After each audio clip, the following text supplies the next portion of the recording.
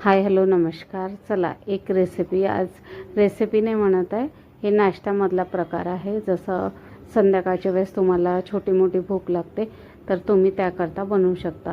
तर इथे माझे मिस्टर आलेले होते, त्यांना लागलेली होती भूक, तर ते म्हणाले काहीतरी बनव। तुम्ही म्हटलं चला आज आता ही रेसिपी तुमच्यासोबत शेअर करते।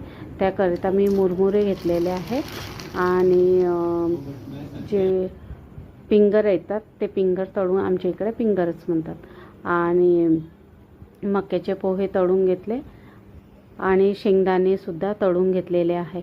आणि त्याकरिता कांदा घेतलेला आहे, 2 हिरव्या मिरच्या घेतलेल्या आहे आणि कोथिंबीर घेतल्या।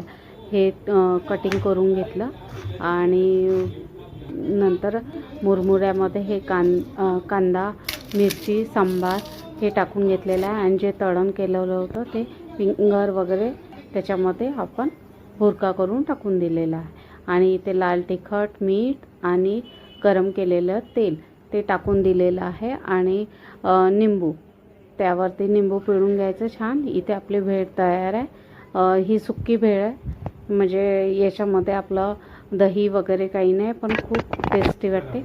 आणि इथे आता मी माझ्या मिस्टरांना